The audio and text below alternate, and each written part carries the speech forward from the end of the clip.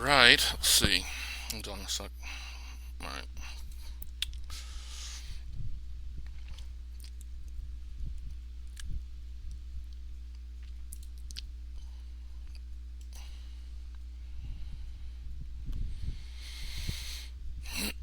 All right. So here's where we are at this little calendar thing. So the idea is, I mentioned this last time, on so there's something due on Wednesday and then a couple things due on Sunday. And that's basically how these last 2 weeks are going to be. Except for Friday is when we have to have everything in because then grades are due shortly thereafter.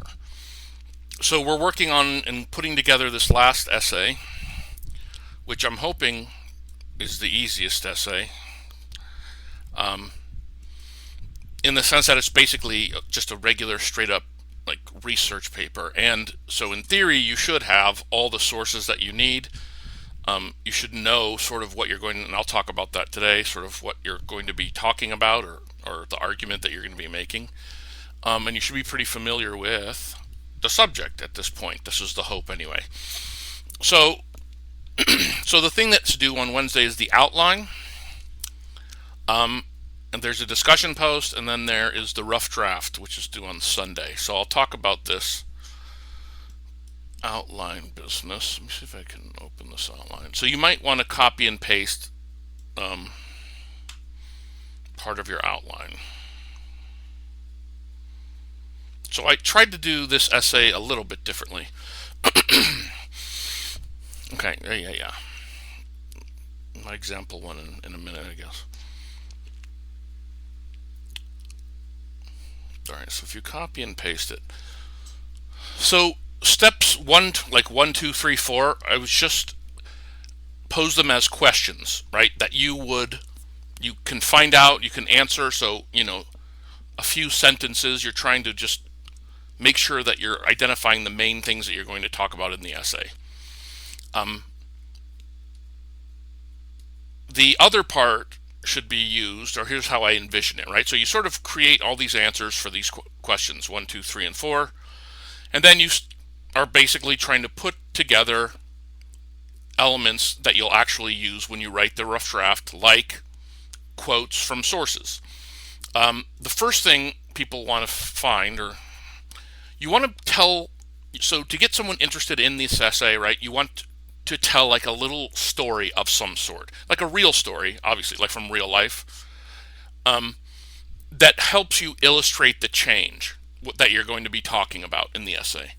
So if I'm still doing my you don't need higher education in the same way as you did before, maybe I tell the story of some YouTuber who makes millions of dollars and has no college degree at all and talk about different ways of success. And then I get into here's people are able to succeed without college or something. I don't know if that's well, anyway, something like that. So if you can get something that's sort of graphic, like really describes or really shows or is symbolic of, right, of the change that you're going to be talking about, that would be great, right? So that's what the brief story means. So a brief story from research that then you're basically trying to do the same thing, meaning you're going to be get the narrative paradigm in there at the beginning so that you can refer to the elements of it for the rest in the essay. You're going to talk about the main causes of the change that have happened, and then your thesis is basically just one statement, right? How it's changed and what the consequences have been. Okay, and then you're going to flesh all that out in the essay. Um, and so that's what we're trying to work on today. So then the rest of the essay is here's my main idea one. Here my topic sentence that does that connection thing between the narrative elements and change, and you're changing narrative, and then you're throwing in something from a primary source and another source. I just put that in there. It'll depend on what you actually have, right, and what you actually use. So, but I just did that. So that's essentially and then you repeat that. So you need three mains. Well, I put 4 supporting points because here they are. Let me show you. Actually, they're right here. right? So that's one way to do this, and it might be the easiest way in my mind, right? This is so 4 supporting points. You have the causes of the change, you have the new characteristics after it emerges, and then the old elements maybe disappear or become less important. You have how it's spread, you have what the consequences are. So that's how I've set it up. That's what the outline is set up. So you're trying to answer the questions, and then in this side, I would say you're trying more to like give yourself quotes that you're going to use, and then you can just let me look at my one here.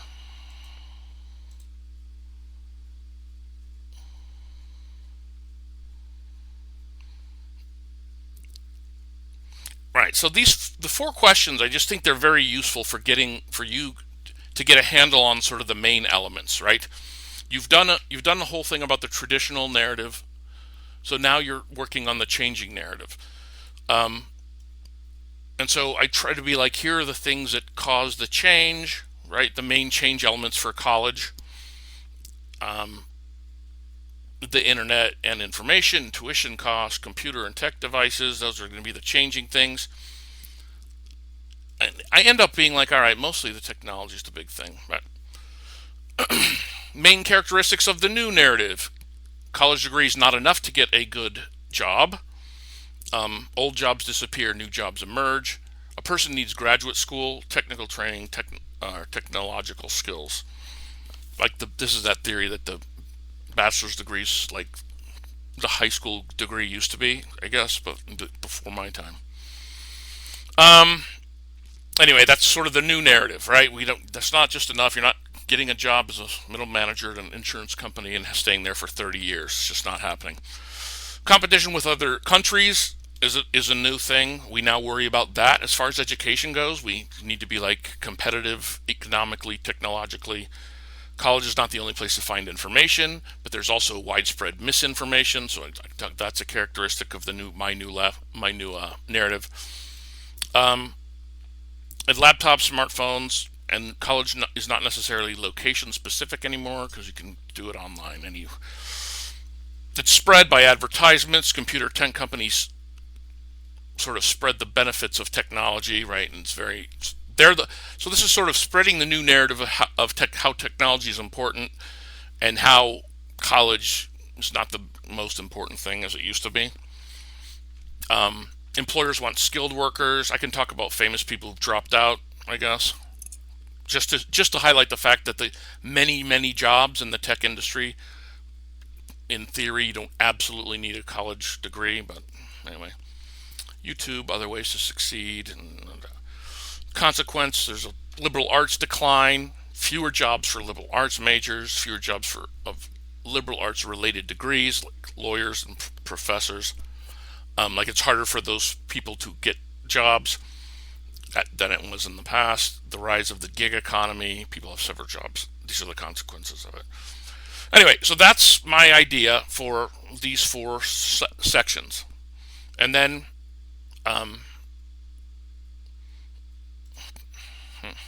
right, I haven't done much else with it, right? I was helping someone with a thesis statement down there too. But I was trying to be like, okay, so here's the traditional. So I am talking a little bit about the traditional narrative, but like here I am, right? Sort of like at the end of the last essay when I said, yeah, it made sense. You could talk about the change that was coming up. That's fine. And here I do the thing of I say, everyone knows the story about America and success and college is necessary. And then I basically say, but it's when we look at it through the narrative paradigm, we can see the elements that are changing. Now, the other thing I'm hoping for, we're going to see, but is like this building of a thesis statement, right? So we're trying to more complex, I guess maybe that's it. More sophisticated way of writing, whatever, right? So the traditional way you teach people how to write essays, you go, okay, at the end of your introduction, write your thesis statement. Okay, but as you get sort of better at writing, you don't necessarily need to do that. And in fact, I'm trying to have people practice this idea where you're sort of building you're sort of building the thesis over a few sentences, right? So that you don't have to just sit there and try to cram it into one sentence for whatever, but you're sort of building it. So I start back at the beginning. This is trying to work up through my thesis. While the internet began to increase in popularity beginning in 1989 with the introduction of the service America Online, this is me giving context to what I'm going to talk about, right? So the majority of the American public began interacting regularly with the internet beginning in 2000. As the internet began to change the way that people communicated, the way they shopped, and the way they ordered food, it was also slowly transforming the landscape of higher education in America. Access to the internet, along with proliferation of personal computers and handheld tech devices, was shaping the meaning and purpose of a college education in permanent and irreversible ways. When the narrative of American higher education is analyzed through Walter Fisher's narrative paradigm, and then I have to keep finishing that, but that's sort of what I mean by building up to a thesis, right? Sort of setting the groundwork, giving a context in any event. So let me show you then. So the outline's the main thing, but I suggest that, well, I guess it depends. If I was doing this in order, that would help me. I probably would try to do the step 4, like these answers first, like the 4 step 4s. The step 4s? What? The 4 steps. And then, but you can decide it for yourselves. And then here's what the discussion post is. So the discussion post is a thesis statement and 3 topic sentences. That's what I'm trying to get people to do. So so again, I think it would be more useful if you sort of did this part first, 4 steps, and you have a basic idea. From this, you might be able to fashion, topic sentences. And I'll do an example one on the discussion board also, right? I'll try to help out with because what most people will struggle with, similar to the last one, is this connection to the narrative paradigm, which is basically the same thing. I mean, we're just looking at whatever you're looking at, your subject, through the lens of it being a story, right? It doesn't mean it's not real, but you're just sort of analyzing it like as if it's a story type idea. Okay, and so then you put together a rough draft. Let me see here. And that's Sunday.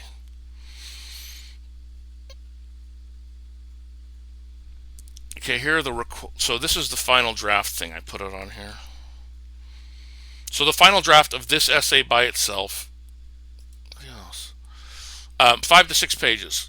You need a title page, you need a reference page. You need 6 to 8 sources minimum. You must include at least 1 primary source. We did that last week, and 2 secondary sources, which is many other sources. And that's it. So that's like that'll be what the final draft will look like. These are obviously the questions, the 4 questions that I'm trying to get people to sort of answer with this.